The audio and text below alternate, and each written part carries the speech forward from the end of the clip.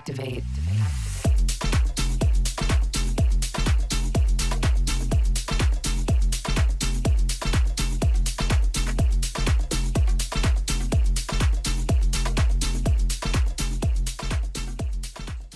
All right, everybody. Welcome back to the exciting conclusion of This Pink Cloud. This Pink Cloud, if you're just tuning in, we are a show about multiple pathways to recovery, mental health, all that kind of good stuff. So be sure to like, subscribe, all that. My name is DJ Kelly Reverb. There we go. Had to get that one in because I know I didn't hear the fart. So if I didn't hear the fart, that means you didn't say your name. I didn't say my name. Yeah, exactly. That's how that works. Chad has like me the former trained. president. Yeah. Right. Anyway, hey, dude, thanks for sitting in with us. As always, the co-host of the show, ladies and gentlemen, Chad Lamons. Hey, man. And I'm glad you said, hey, dude, because I would just want to recognize like this great company that should probably advertise on our show. Hey, dude, because I get complimented on these shoes all the time. They're only $40, and they're called Hey Dudes. So great job, Kelly. Now we can reach out to Hey Dude with a clip and be like, hey, man, you guys should pay us $20 million. There you go. And I am excited that this guy could stick around with us because, you know, he is a walking, I'd like to say a walking, history lesson. So I think we wound up last week with we were getting to the tail end of the 70s and into the 80s. So Mark, are you there with us? I'm here. I'm here with you. All right. And look at this. Look at everybody. It's a new shirt. That's right. Yeah, because I'm in Florida, y'all. So right there we go. I know y'all in Texas, but I'm right. in southern state, but we're more tropical down here. So, and it's funny, back in the days, DJs, well, they still, black is sort of the preferred color, but actually a girlfriend of mine, a former girlfriend, was saying, you should, wear color, bring it in, you're playing music, you're making people feel good, you should, and it's and like I like to point out the fact that you are 76 and you are still DJing and you look fantastic. Thank you. Yeah. Goat glands. What's that? Back in the day, they would have like goat gland serums or something. I mean, all these weird things to make you look young. some kind of snake oil stuff, right? Before Botox, yeah, like all these things you read movies. I would just say I'm pickled. Well, like pickled. Part of me, my story, they would say, "How did you look good?" I pickled myself for a number of years, so But right. The reality is, people that I know that are still drinking and drugging my age, if they are still alive, are not looking good at all. I mean, I don't know anyone who really looks good if they're still doing it. Sure. They say, case in point is the mother of my daughter, who. Right. Yeah. Scary. Anyway. Well, we'll hope she but doesn't take hear this. I mean, this takes a toll. Hey, by the way, because your daughter will watch this, so just say, hey, keep your mom clear of this episode because we go pretty hard on her. Her mom should see this. Yeah, no. If it helps, I mean, anyone out there too, Sometimes the truth hurts. I get it. Yeah. Yeah, for sure. So, okay, so we were talking, I guess we were, right? So I guess we were at the end of the 70s and leading into the 80s. We were into the 80s because, because my daughter was born in 81. Then she and my ex went back to Iceland where she went into her first rehab. So I had the path clear to really drink and drug as much as I wanted. I ended up going to more and more after hours clubs, more and more clubs, hanging out, getting fucked up with whatever I could get, not even knowing what I was doing. And by the grace of God, I didn't take some, bad stuff that got laced with something else. But And then AIDS came on the scene, starting in the 80s, it's like a fucking scary time when, AIDS starts coming around, because I didn't really hear about it in my mainstream life until maybe 85 is when it kind of started becoming where it was like, oh shit, anybody can get this. It's a STD. It's not just, for that community. Yeah, exactly. Disease. Yeah. Right. Because I'm straight, but I'd had unprotected sex with some shady women that I met in after hours clubs, and God knows what was going on with them. And who knows if they had something hanging? Do you hear me? Who knows if they had something hanging? We don't know. Don't ask, don't tell. No, they were. I would have seen that. But although, who knows? You're right. Because sometimes, anyway, right? they're not facing you. No, we won't even know that. But no, so but it was funny when I got sober. No, I said, shit, who knows? You never know. I mean, as I said, I tried heroin. It barred back in the late 60s. And I stopped, thank God, because people were getting AIDS from using needles. But so I hadn't used a needle in a while. But as I said in the previous episode, I did contract hepatitis C, which I didn't discover until the 2000s when I was quite, so well into my sobriety. So, it's scary stuff when you act live in a certain way. You're really treading that line. You're putting your life on the line, putting your health on the line. Putting your mental health on the line. I mean, yeah. I was going to say, and like you said, thank God that there is, I guess medication out there that can combat, what you have, and actually just HIV in general today. But back in the 80s, True. that was a death sentence, dude. Like you're going to die. Yeah. And it was a scary thing. That was scary. I know a lot of people in the dance music community too. Well, gay people that were involved. Yeah. I can mention names. You probably know it. I'm thinking of David Cole of CNC Music Factory. Oh, a ton of people. Yeah. Ton of people. Yeah, it was killer. And and my literally hepatitis C, which I had a low level of, luckily, but you never know. And people died from that too. So. Yeah, and of course, forget alcohol. Dying from alcohol, unheard of, hardly.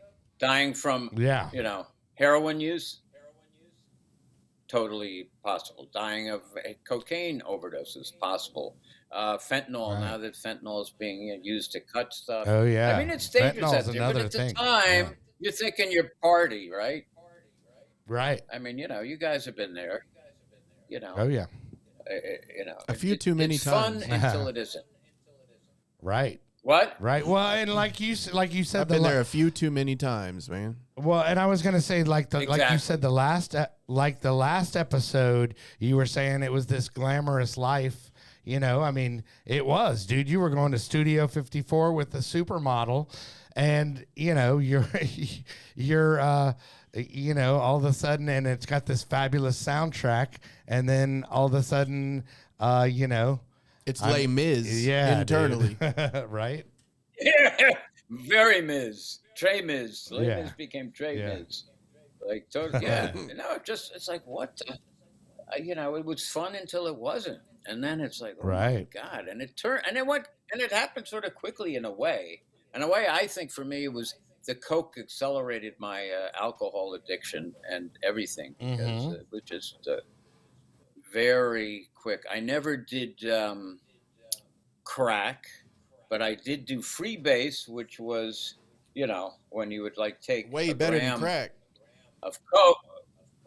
Yeah, but you'd have 2 or 3 incredible hits, and then want more immediately. But that was like $100 right there, and it was that was it. So anyway, I ended up losing my daughter and my ex in a way. I moved in with a girl I'd met at Hard Rock Cafe because I was doing the music for Hard Rock Cafe on 10.5-inch reel-to-reels. I met a girl. That's hot funny. girl there. Do you realize that was? Do you realize that was my first DJ gig?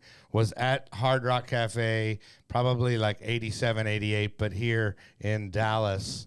They had the Cheese Club upstairs, but then also on Friday, Saturday nights they would actually do the whole DJ thing, and that was my first gig. So that's funny that you were also at the Hard Rock.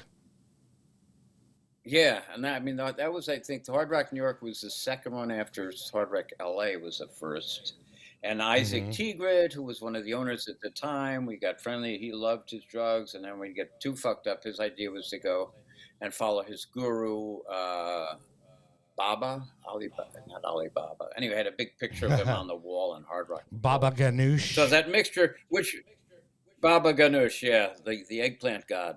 All right. Yeah, it's funny because as I'm thinking, I tried like spiritual paths throughout my drug and drinking years. I think we probably all did. We're always looking for something out there because we know there's something more. And like, what's the meaning of life? And you try to weave it in with maybe some spiritual guru or this or that. But if you don't stop using, it's not going to work. You're going to be fucked up. You're going to continue to be fucked up. And I remember talking to another DJ here who worked at an after hours club, John Hall, great DJ, by the way. And when he knew I got sober, he said, well, I've been trying to get sober, but now I just drink only organic wine. Okay. I said, cool. So it costs you a lot to drink. So it's very expensive for you to get drunk. Yeah. But it's organic, man. So it's gotta be okay. Right. That kind of stinking thinking that you hear. So, you run into that all the time. It's like or I just don't, I stopped drinking, but I still smoke. Well, I tried that. I mean, getting back to where the point, I guess the first time I came into AA, I mean, this is a good time. This is like 80. So my ex and my daughter went back to Iceland. I really accelerated stuff. And I guess it's 83 that I really didn't have the money to buy Coke anymore. So I was just drinking because it was too expensive to do Coke and drinking, and I thought I was balancing them both, that self-medicating balancing act. And I woke up, I was out in New York, lived on the west side, was out on the east side. One night, woke up the next morning in my apartment, on my bed, fully clothed, overcoat on, not knowing how the fuck I got there. Put my hand in my pocket, and then I said, wait, this isn't my coat. Put my hand inside, pulled out somebody else's wallet and identification. Said, oh my God, this is somebody else's coat. I'm lying here in my apartment alone. I have no idea how I got here. The last thing I remember was out drinking on the Upper East Side at a place where people knew me, so they gave me free drinks. That was another thing, to cage drinks, because I was running out of money to buy drinks. And I totally freaked out. I said, how did I get here? What am I doing? And then I recognized the name inside. It was a friend I'd been out with the night before. I called him up. Right. He thought it was the funniest thing. He said, yeah, I've got your coat, but it's a little too tight on me, because he was taller than me. He thought it was funny. Right. I didn't. That was my first wake up call. I said, this is fucked up. And it's funny because I guess a few weeks before, I ran into another guy who I used to get high with my ex all the time. Well-to-do guy, had a lot of money, so we'd party at his place. And I used to think he was fucked up, because I used to think he drank too much, or he did drugs. And I ran into him on the street. This was a few weeks before that. And he looked totally different. I mean, he had even, I think, a suit on. I hardly recognized him. Right. And he came from a fairly well-to-do real estate family. I said, Donald, what happened? Oh, I'm working for my family's company. I stopped drinking. I started going to Alcoholics Anonymous. And I looked at him. I said, and I remember this without any irony. I said, I'm not an alcoholic. If anything, I'm a drug addict. And I'm listening to myself now. Right. I was telling myself, oh, it's okay to be a drug addict. as long as I'm not an alcoholic. You know, that denial would. But you know what's funny? Egypt, what's funny? Yeah, but what's funny? What I notice a lot of people do is like if I tell them that I'm in recovery, they automatically start giving me their inventory, and I'm like, I don't care. That's cool. They'll start going, oh yeah, well, you know, I just drink every once in a while. I'm like, I don't give a fuck when you drink, dude. I'm like, I was just saying, hey, yeah. You know, you do what you do. It's like, hey, you want to drink organic wine? You know, right, you know, do it, because until that light bulb goes on above their head, it doesn't matter. You know, until they come to. I came to my own self-realization. As I say, this is my first real wake-up call when I, you know, and I had a car at the time, which ended up being repossessed. But, you know, I didn't know where the car was. I didn't know where the car keys was. I found out then another friend of mine saw me who was actually had his own place. And he actually became one of my first sponsors. And he's a psychotherapist now. He switched totally out of the food and beverage industry into, you know, the health industry. And he was when he said, oh, yeah, you know, I took you home. I had your keys. I let you in the apartment. And I got you there, and your car is probably, you know, wherever you parked it on the other side of town, you know, thank God. And I swapped jackets with your friend. Yeah. No, that's the other, the other one, you know, and he actually, the other one ended up coming to AA, then went out again. But I went to meetings, and then I walked. What was weird is when I first walked in there, I saw people I knew from when I was drinking and drugging, and it was like, oh, wait a minute. Yeah. And, you know, it was like people looking at me like, oh, there he is. It took you some time to get here. But because, you know, it's an anonymous program, except when other people that you know are doing the same shit you're doing, it's sort of inevitable that you'll see people you know. So I felt, I mean, when at my first AA meeting, I felt, oh, this is the place for me. I felt immediate connection. You know, there are people that are resistant. There are people that are mandated to go. You'd see guys in the back of the room. They'd have to have someone sign that they came to a meeting. Oh, yeah. I came because I wanted to, because I realized this has got to stop. I was really not only sick and tired, but it was like, what the fuck? Oh, I'm just thinking back, another thing there, because I told you I met my ex as I was dealing coke out of the bar I was working at the time. There's another guy that came in there, very Upper East Side, proper guy, who's talking about knowing people that could buy good weight and whatever. And I remember approaching him in a club there saying, oh, I can get you something, because I knew these Israelis, blah, blah, blah. Anyway, and I remember he said, no, it's okay. It's okay. It came out later, this guy, very proper guy, was an undercover agent. He ended up busting a number of people on the Upper East Side.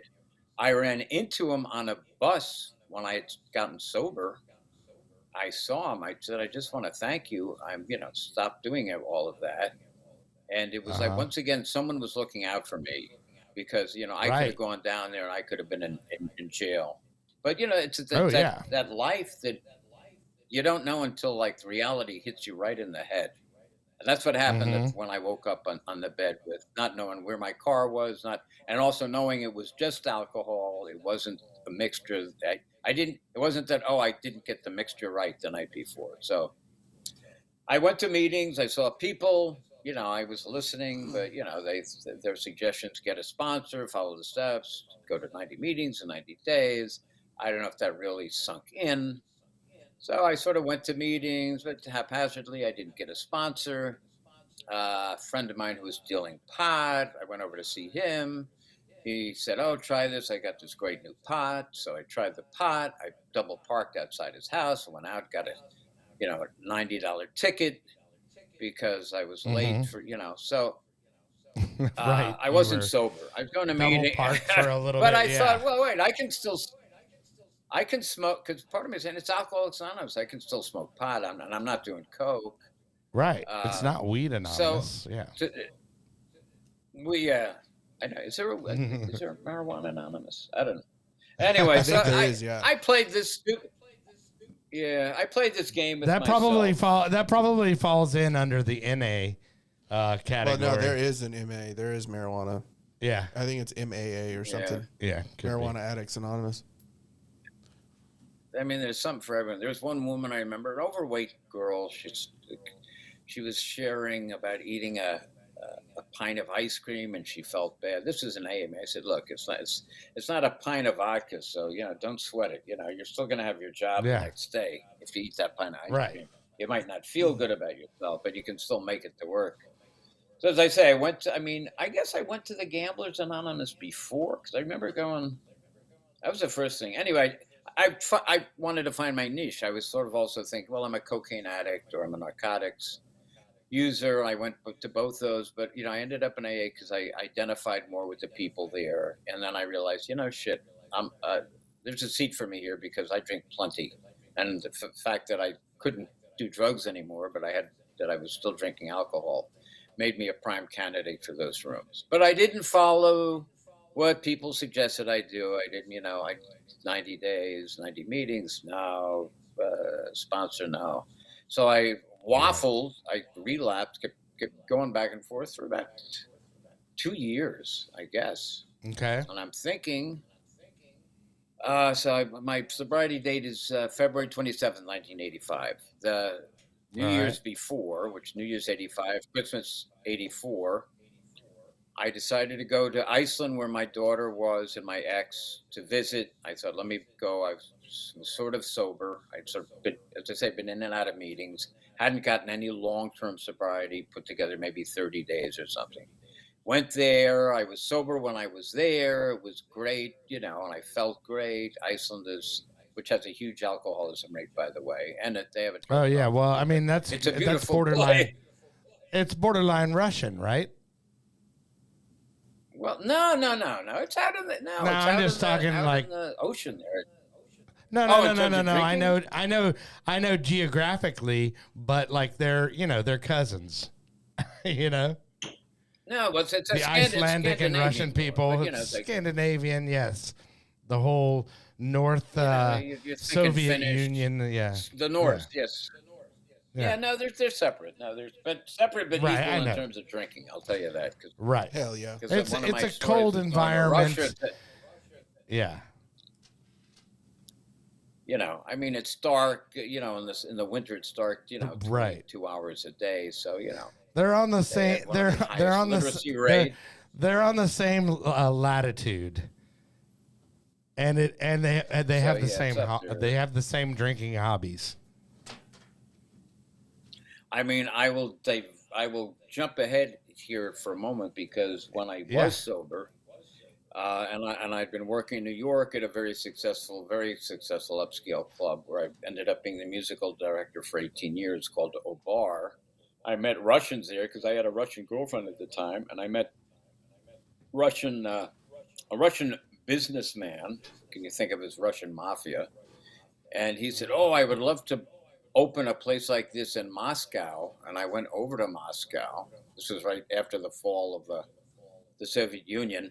And, I met his partners who were also former Soviet generals. These are all guys that ripped off, the Soviet Union. So they were totally flush with money. And they wanted, someplace to launder it a bit. So they wanted to open a very upscale club. They wanted me to open it. We'd go each night. They'd have like bottles of chilled vodka, piles of caviar. They were doing, the vodka all night because they would drink like fishes. It's akin to Iceland, which has a drink called Brennivin. By the way, the Icelandic drink is Brennivin, which is called Black Death. What kind of a name is that for an alcohol? And they would drink that all night. So right? Black Death in Iceland, and then your chilled vodka. In Russia, they wanted me to drink. Come on, drink with us. Yeah. Drink. No, I'm very allergic. It'll make me sick. But that was one of the closest times I was almost forced. Like if I didn't drink it, something bad would happen to me physically. Oh yeah. You're not a man. Come on. Yeah. You want to open a club, Russia? You can drink vodka with me. Come, you drink. Come, you are not my friend. That kind of shit. Yeah, sure. They take that shit personal. Zooming, so. They take it, and alcohol is a big part of that thing. So, long story short, I never did it. I got the worst vibes there, and I'm glad I did because later some clubs opened. The manager was shot to death. Another club was rammed by a half track going through the front. It was like the Wild West in Russia then. So I'm glad I backed out of that. But I'm thinking if I was not sober, I probably easily would have gone ahead saying, "Oh, this is going to be fun." Oh yeah. And, part of my get in touch with my Russian background. Bullshit. In my head, the stories we tell when we're when we're high. Anyway, Right. so I went going back 84 after New Year's. I'm on my way back to New York from Iceland, where I'd been there for a month. I was sober. On the plane, I meet a former stewardess who I knew, and she said, "Oh, I know the crew here. We can drink on the plane." So we got a bottle of cognac, which was, I guess, duty free. We drank the whole fucking. We knocked off the whole. We drank a whole bottle of cognac on the plane. Wow. So I arrived. We arrived in New York. The bottle we left the empty bottle on the plane, and I staggered off and got home. And then I said, "Oh my God, there I am back again." So I started going to meetings again. So this is like January. Mm-hmm. So I'm going to meetings. Then I went over to Hard Rock for some reason. I remember I ran into a guy that I knew there. And I was on my way to a meeting from there, and he said, "I can give you a lift." I said, "Okay." He had a nice Porsche. He was like, "Cool." I said, "Okay, cool." And he said, "Oh, try this pot I have. It's like really good." I had one toke of it. I hadn't had pot in a while. It just, It was like super pot. It got me freaked out. And I was asking him to drive me to an AA meeting. He dropped me off in front of the meeting. I said, "I can't. I'm totally fucked up. I can't go in that meeting at all." So I didn't even go in because I just, And I'm thinking also, remembering now, talking about that in the previous year or even that year, I remember going to AA meetings, and I would go and have with those little bottles of vodka, those miniatures, right. And I might have a vodka in my pocket. I go to the men's room during the meeting. I'd go have a drink of the vodka and go back into the meeting. So, oh yeah, I was going to meetings. Would do that all the time. Not sober. Yeah. Yeah. So I would always travel with my vodka and my water bottle. So it's like, you're all good. Once you get to that pro level, you just travel with. Yeah. Even though I was getting free alcohol, at the DJ gigs where I worked, I still needed to bring my own supply in case I couldn't make it to the bar in time. I needed it there. You need one for your alcohol and one to pee in if you can't get to the bathroom in time. Well, that's true. That is true. Hey, go ahead. Yeah. Oh, yeah. The pee in the corner. So. Yeah. Right. Yeah. You have the water bottle to. I came back and. I know. So I was with this girl I'd met at Hard Rock Cafe, and.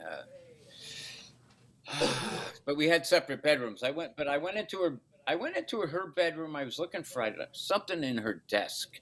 I opened her desk up, one of her drawers.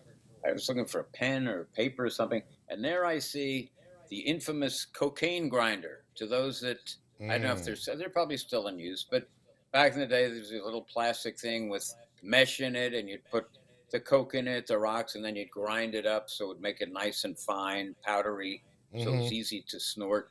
Are those still around? Right. Probably they are. I mean, I'm sure, but yeah. I mean, we got to the point where you just use the 2 quarters and, oh my just rub the 2 quarters together, well, this is, we were doing it right here, the grinder. So yeah, right. Well, I mean, I did have a bullet. I did have the bullet, though. The bullet with the little. Oh, the bullet. Yeah. Actually, oh my God, that reminded me when I was still back in D.C., I remember going on a ski trip with fellow fellow bartenders. I don't know where we went out from DC, and one of them had one of those bullets. So we would take those up on the slope. So we'd be hitting the bullet all day, Right. and it gives you that momentary lift. And then, but afterwards, like, I mean, at the end of the night, I was so tired because, you were going in between, but the bullet. Yeah, all the paraphernalia. And another little side thing in DC, in between gigs, I was making plastic bongs with my girlfriend, with the help of her father, who was an artist in New York. So we'd make them out of plexiglass. Someone had given us a bamboo bong, because I mean, the Vietnam War was still going on. Someone had brought one back from Vietnam, and then we started making the plastic bongs and started to try to sell them to the head shops in DC. But we were ahead, no pun intended, but we were ahead of our times, and we would show how it worked. But they said, yeah, but people don't know about this. Of course, bongs became big, but whatever. Right? Maybe, it wasn't. That was meant before to be. the bong technology, So, right? Yeah. Yeah, before people realized how great a delivery system that was. Anyway. Yeah. Hey, real quick, we're gonna pause. We're gonna pause. Hey, Mark, I was gonna say we're gonna pause real quick for our sponsor, which is our good friend Max the Axe at Lone Star Injury Attorneys. If you go to thispinklawyer.com, it will take you to a Lone Star Injury Attorneys. Lone Star Injury Attorneys.com or thispinklawyer.com. And he practices in I've California. fallen and I can't get up. In California and Texas. And he will get you the maximum results for your personal injury needs. You said need. Yeah. And maybe what is he, bread? Maybe what is this bread he's selling? Maybe you only have one need. Maybe you only have one need. You a baker all of a sudden? Maybe you only have one need. Maybe you only have one knee. No, need. Knee. No, I have two knees. Yeah, I have one leg. You're right. Yeah. The Knights of Take Knee. a knee to this. We are the Knights who say knee. Yep, exactly. All right. Anyway, and then we also have some new music out, which Chad is going to play.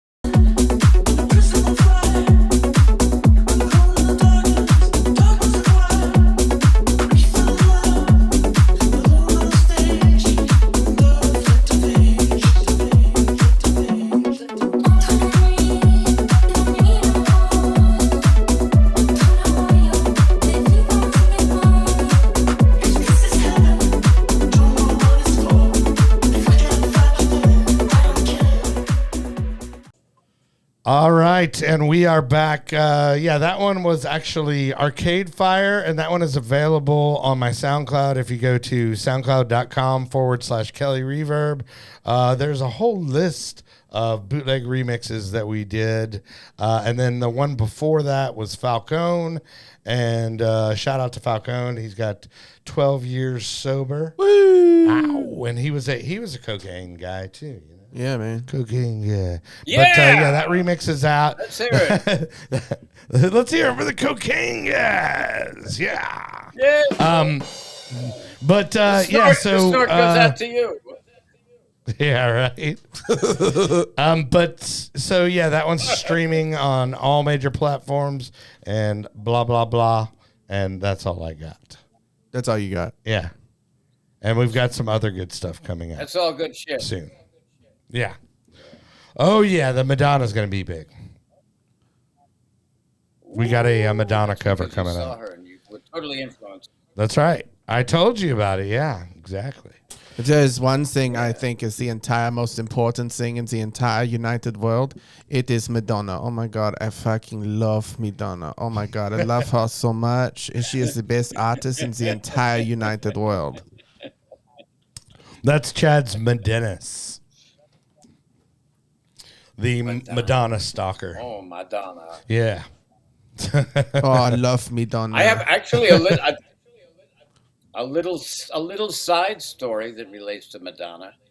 Let's hear A it. good friend of mine, Mark Kamens, legendary a DJ and producer in New York, was the one who basically discovered Madonna. He was playing at a club called the Danceteria, and she was a dancer Okay. there because that was her first Right. thing. But she made this cassette, and she gave it to him, asked if he would play it. He played it in the club, got phenomenal response, and he was Right. very tight with Seymour Stein, the head of Sire Records. So he took it to Seymour. Seymour loved it, so he brought Madonna up there, and that's when she was signed.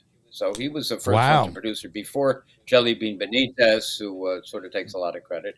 And Mark and I Right. mean, he's another person, beautiful human being, total alcoholic. I tried to get him sober, Right. but once again, as we know, unless the person wants to get sober, I mean, we went to meetings together. I even linked with him in Paris when I was living there. 9 years in France, and Yeah. it was sort of sad because I really loved the guy. He was a great guy, and he, in the end, actually, he's sort of sobered up. I don't know if he's going to meetings. He got a job as a professor of music in Mexico, but he had a heart attack, and he also had a sign. They did tests, and they told him, you have to have some procedure done. He said, "No, I'll put it off," and he didn't get it done. And like 2 weeks later, he was dead from a heart attack. But Mark Kamens, really legend. If you go to Discogs or whatever, I mean, he did so much. I'm gonna look. So much I am gonna look that up person. because I know the whole Jelly Bean Benitez narrative, but then also I know that early on, a lot of people that were writing for Madonna were actual. I guess were they like Swedish, or where was her original team, or were they German? I can't remember. I'll have to look it up. Anyway. Well, they're from the people that first were from New York. They were New York people. I don't know. She's done so much. Well, I know, but I thought they were like German descent or something. I thought they were like German or I got to look it up. But anyway, carry on, sir. Nine. Okay, so so let's see. We were at, I guess, me getting sober. Yeah, I come back from Iceland, 85. I've started going back to meetings again. I hadn't had a drink actually since I got off the plane after drinking a bottle of cognac with the Swedish stewardess, who's also, Icelandic stewardess, who's also quite a hottie. So anyway, but I figured, okay, I didn't drink, but I still was smoking pot a bit, but I was going to meetings, so I was doing it, not. They suggested that you stop everything, but I didn't listen to that then. And I went to my roommate, who I had ended up screwing and moving in with, but we had separate bedrooms. Right. New York, and went into her drawer looking for some paper and saw this cocaine grinder. And I saw it. I looked at it. I said, "Oh shit!" Because I hadn't done coke in a while. And I said, you know what? Close the drawer, go back to your room, do what you're doing. I think I was working on some music. Closed the drawer, went back into my room, sat in my room for about 25 minutes, then said, let me just see if there's anything in that coke grinder. I went back to her room, opened the drawer, unscrewed the grinder, because there's a little thing you can take off the bottom and see if there's anything in there. There was nothing really in the bottom where the coke would fall. I screwed it back. I said, okay, there's nothing in it. I put it back. 25 minutes later, I'm in my room. I said, but maybe let me look at the screen in the grinder where the cocaine goes from being the rock into the dust. I went back into her room, and I saw there was some residue on the screen of the cocaine grinder. I said, there's some cocaine. There might be something here, but not much. I went back to my room again. Enough scrape. Anyway, this is like a 2 hours of this back and forth. Finally, I go back. I look at it. I grab a toothbrush. I just worked that screen over a mirror that she had also in her drawer. I got the scrunchiest non-line of cocaine you've ever seen in your motherfucking life. And I looked at it, picked up a straw that was in there, or rolled up a bill, I don't know, and I just did it. And it was nothing. I felt nothing. And at that point, I had that spiritual awakening that this is insanity. This is insane. I just spent 2 hours over what to get what out of what.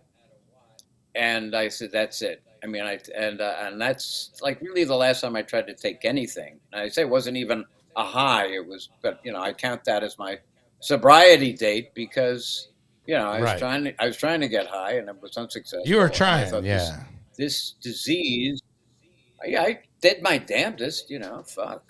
So, I started going to meetings, started taking the directions, the suggestions, 90 meeting in 90 days. I met another fellow DJ who was pretty big in New York, who we were both used to go after hours and get screwed up all the time. And we got sober together. It's Tom Finn, rest his soul. He's passed away. He's incredible DJ who was also in the group The Left Bank from the late 60s. They had a song called Walk Away Renee that's sort of iconic song. Anyway, he and I got sober.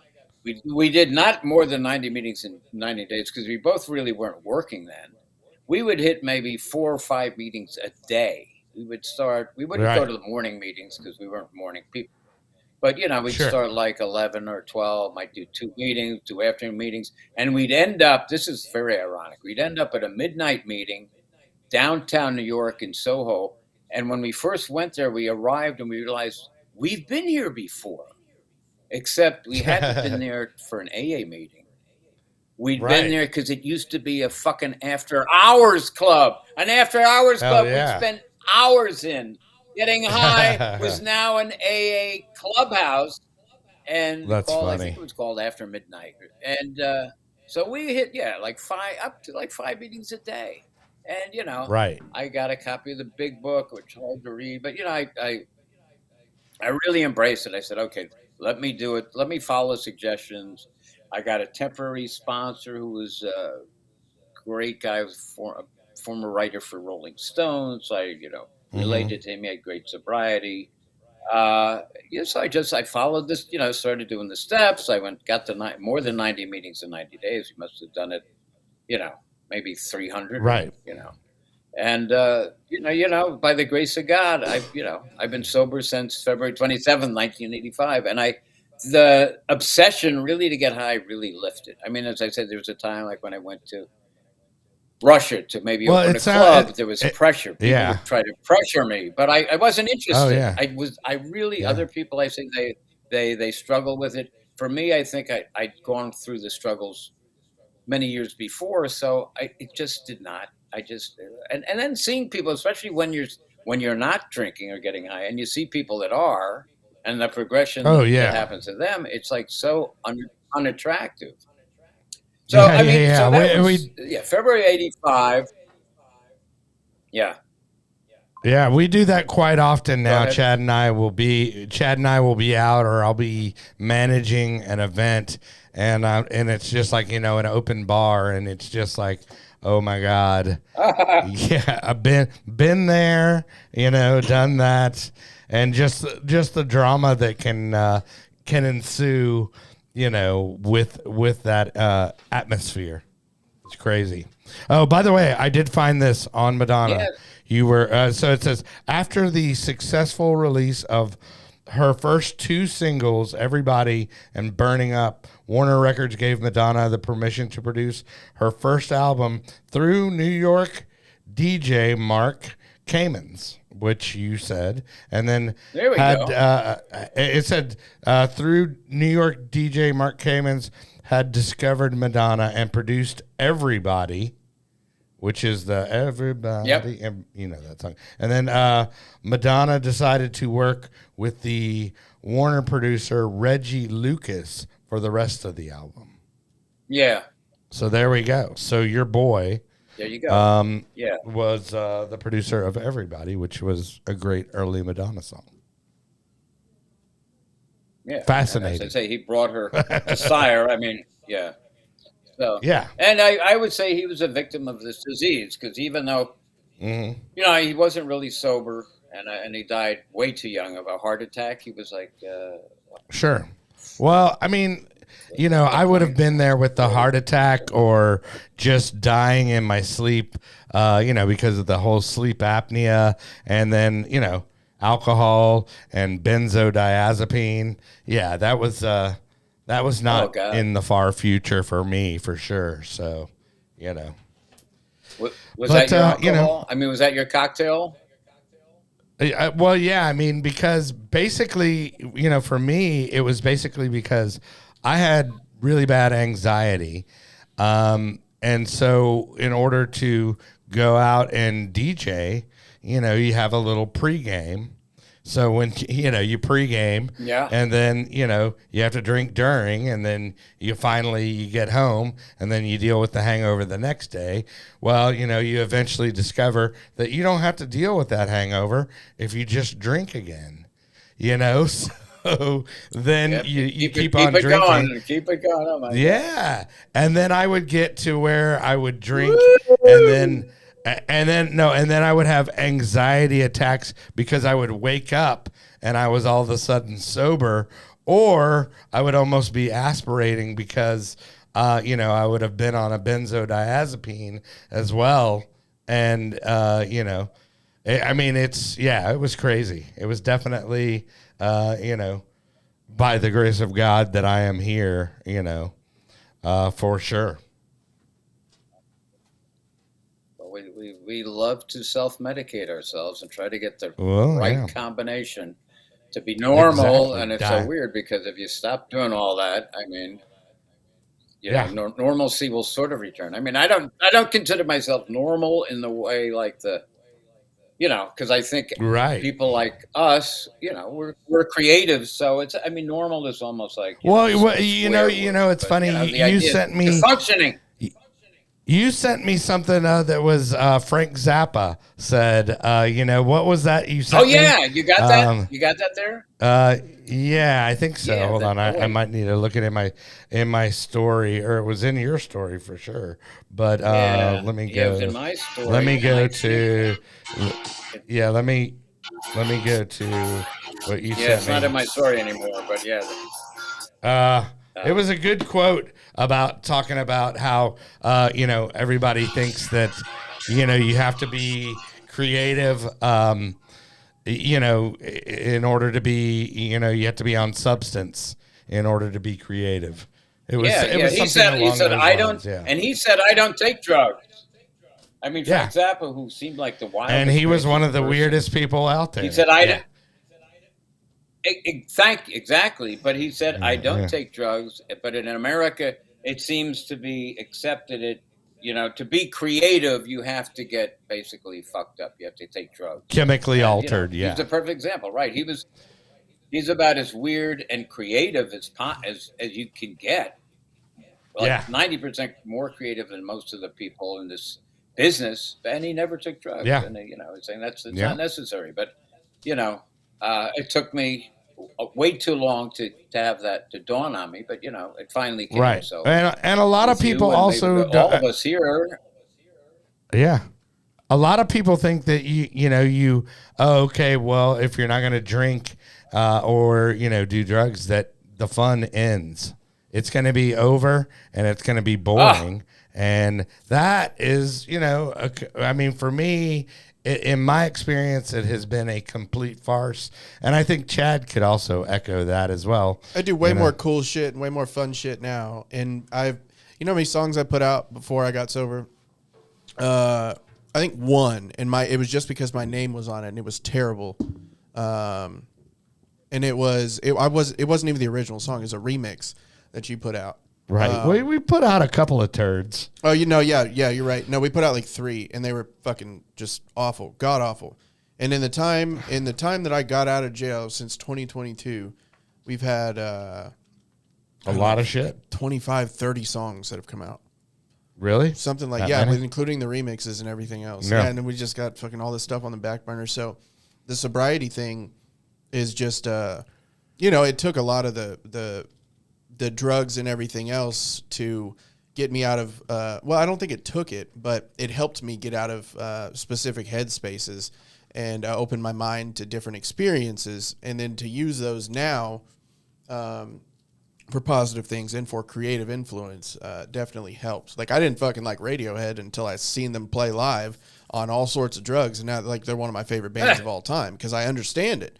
And they're not big drug guys, but well, I'm sure Mark, I was just so trapped in my own way. Yeah, my whole life. I'm sure Mark can attest to psychedelics and music at some point. Yeah, that was probably life changing for you.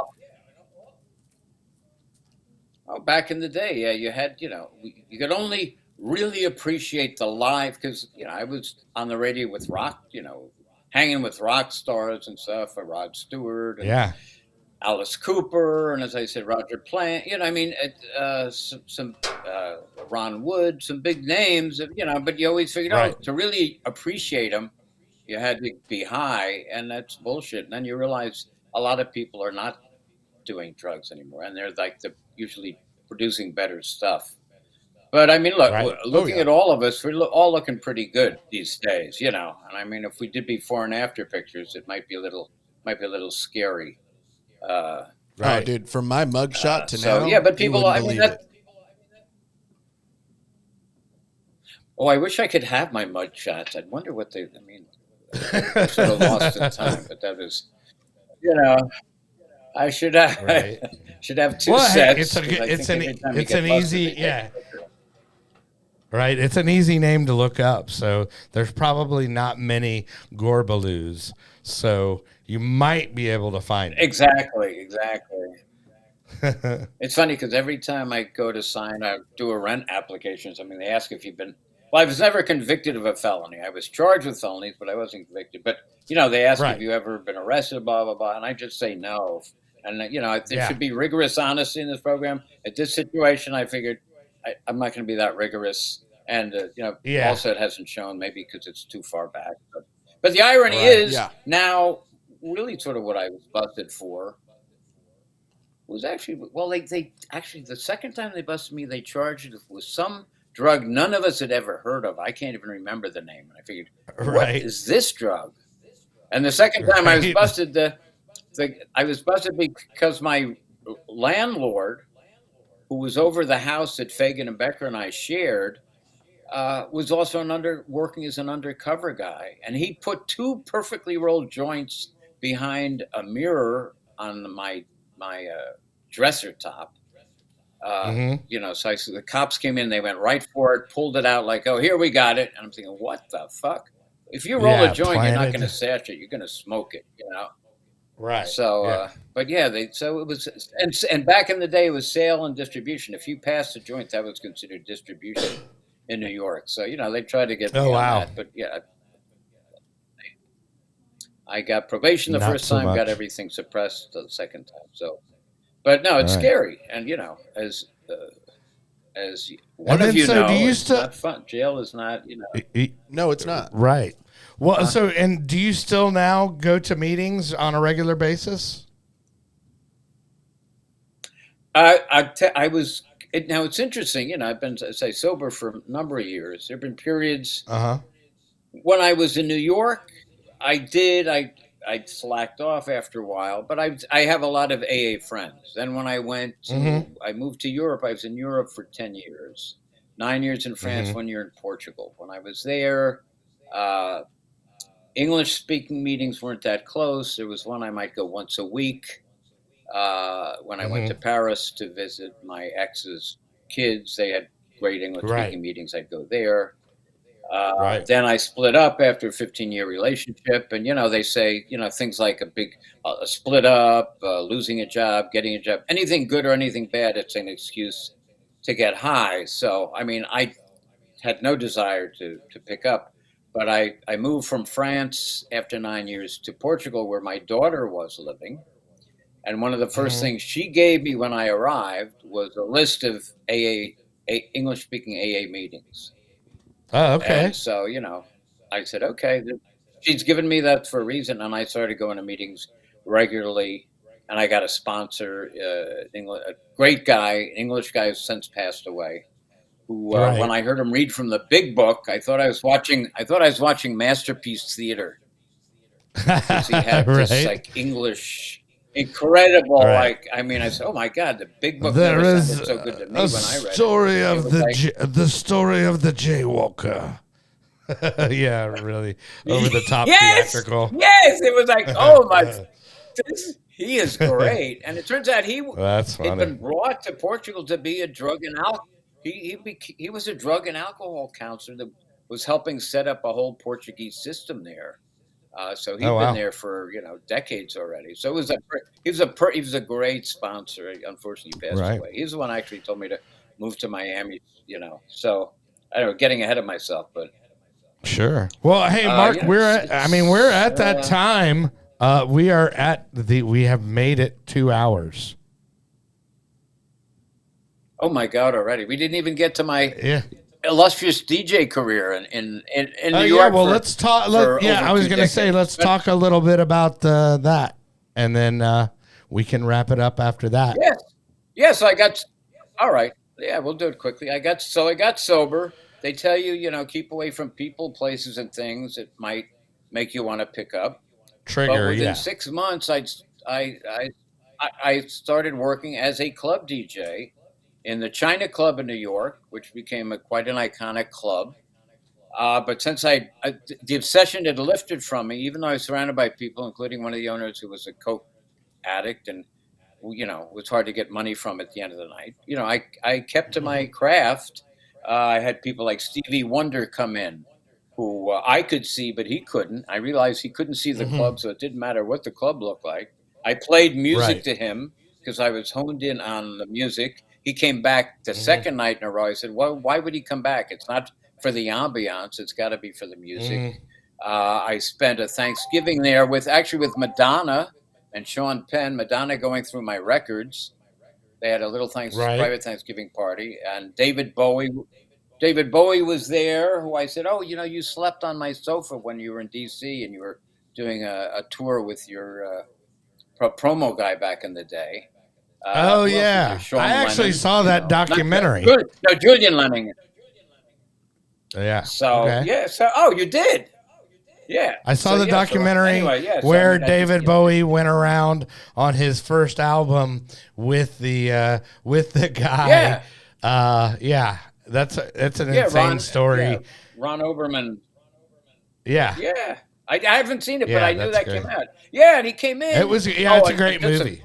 I mean, we don't have time, but we'd smoked before, and my girlfriend, who was also on the air with me, Sarah Vass, she smoked. She went in the living room, and then we didn't know. He said he wanted to bring someone by the apartment. We opened the door. There's David Bowie in his long Hmm. white hair, long blonde hair. I Right. went out and said, Sarah, you can't believe who's in the apartment now. I brought her out, but the last David Bowie she saw was when he had all curly locks. She freaked out. She said, Mhm. that's not David Bowie. You're goofing on me. She went back in the room. She didn't come out. In the meantime, he said, I'm tired. Can I lie on your sofa? And he fell asleep. So that's what, and so then fast forward like 30 years later. I mean, I have stories like He's that fucking forever. David Bowie.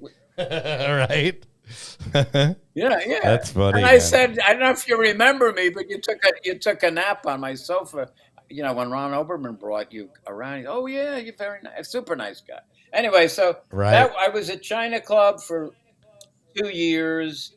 Uh, It was great. A lot of people came in. Became a hangout and that's where I met Howard Stein. No, actually, I met Howard Stein when I was bartending, but he didn't remember. Howard Stein, who put on Bette Midler, put on the Rolling Stones, was a huge promoter in New York. He had a club called Xenon at the same time as Studio 54, which we would go to. He said he was opening a new club called O Bar. It was upscale, smaller, intimate. Long story short, we hit it off. He liked the music. I worked for him for 18 years on the Upper East Wow. Side in New York, and that's like a lifetime for any club. It's a lifetime to Oh work in any yeah, club. dude. It was 2 years is a good run. So 18 years there. Yeah. All kinds of people came through that door. I said, international club. Pele would come in with a group of 20 Brazilians. I'd play samba music. Some Argentinians would come. I'd play tango. The floor would always fill up. The Prince of Morocco was now the King of Morocco would come. I'd play Arabic music. It was a great, and I was sober the whole time. People trying to put coke up my nose all the time, buy me drinks all the time. And it was no. One time I slapped like a whole bunch of coke out of someone's hand. I said, "Get that shit away from me. You're putting my job in jeopardy. I don't want it. Get out of the booth." Anyway, but it was a great time, sober. That's during when I went to Moscow. Ended up 2005. I'd met my French girlfriend in '99. We were back and forth in between France and here. At 2005, I just said, "Let me go to Europe." Went there. I was working for a record label doing A&R. Dave Kaz's sort of smooth jazz label. I was recording and signing and chill out and lounge artists. I sort of got away from dance a bit. I was there. I came back to Miami. So I sort of had stopped DJing. I was doing DJing. Actually, I started doing radio again when I was in Europe, in Turkey. 2 different radio shows opposite each other on Saturday night that I would record in France and send the programs to Istanbul. So it was a good time. And I came back, landed in Miami, which is filled, it's sort of like built on cocaine. But, once again, all this time I just had no desire, because when you see people getting fucked up, it's really very unattractive. Very unattractive. And I've been graced, at my age, I'm working more than ever now. I played the Montreux Jazz Festival, the beginning of the year, which was an incredible experience. You're just now starting to peak, dude. It's bizarre in a way for me, because when I moved to Europe, I thought I was chilling out a bit. I think I'm not going to DJ, but now. And then vinyl. You mentioned vinyl. Vinyl is back. I mean, I had 20,000 pieces of vinyl, which I put in storage when I was in Europe. I ended up selling them in 2010. Now everybody wants vinyl, so I'm buying vinyl again. But it's great. It's weird. It's like cyclical. Yeah. The only thing that's not cyclical is me getting high on cocaine, drinking vodka, or doing anything worse. I mean, fentanyl. God, I mean, I'm not. Yeah. I'm glad I'm not. I'm missing. That, I'm glad I wasn't around then. Yeah. Yeah, for the fentanyl days, like where you don't know what you're getting now. Yeah. That's a thing, and it's always been a thing. In fact, anything you're snorting, whatever, even pot now, you don't know what's in. Someone gave me a joint once in DC. I was on my way to work, and it was laced with THC. I got totally fucked up. PCP? People, PCP, you hear horror stories. Or PCP, sure. PC, it was like, what the fuck? Well, and then nowadays people can catch you anywhere in the if people want to catch you out, like now playing live, you play at several different places in Miami and South Beach, right? Yeah, well, I play from West Palm Beach north. I do the Lazy Sundays pool party with Maurice Bernstein of Giant Step, who's very well known. He just brought Giles Peterson to play in Miami. I have a monthly residency at Dante's Hi-Fi, which is the first and best hi-fi listening bar. Right. And we actually have one in Austin as well. For a bit. Yeah. Yeah. They're going to open one in Brooklyn in the coming year, and then in LA also. So I might be playing in those as well. Nice. There's another party I hear called Yolanda. It's funny. It's a mezcalaria. It's a mezcal with like 200 kinds of mezcal. I used to drink tequila. I never had mezcal, but that's okay. I can imagine. But I just had a party this past Saturday filled with people. Michael Moog, who's very well known as a producer and whatever, did a live setup. I had Julius the Mad Thinker for Miami Music Week from Chicago. And I've been playing other Ryan Vinyl places down to Brickell, which is in South Miami. So I run the gamut from south of Miami, Brickell. I know I just got booked in Orlando. I used to play in Europe when I was there, so I'm just waiting to. So life is good. Yeah, sober. One day at a time. Yeah, I love it, dude. And 39 years. Congrats on that, congratulations, man. One day at a time. People say, "How do you do it?" It's still one day at a time, and it adds up. Sure. It's bizarre, Yeah. Stacking days. But hey, man, I appreciate you coming on. Yeah, anybody that.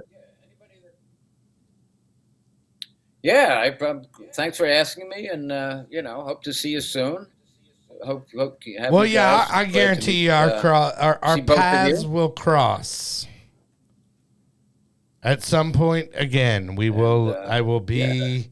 We will be in each other's presence. All right. Keep on keeping on, guys.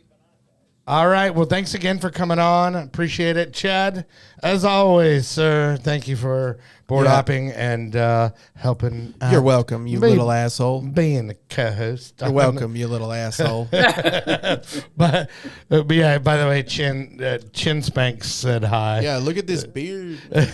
All those women out there. What's up, dude? Chad has. I shouldn't say that on the air. Chad has the beard. You guys got to get some.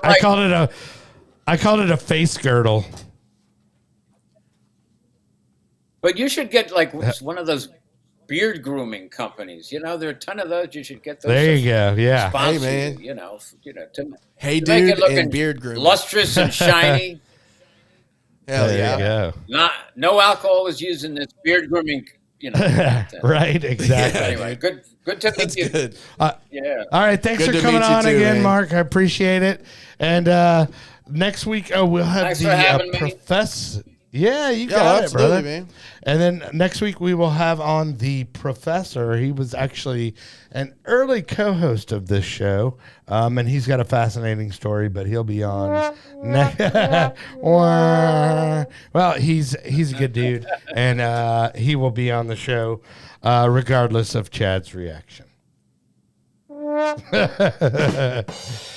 Anyway, remember, kids, there is no magic pill for sobriety, because if there was, we would all take too many.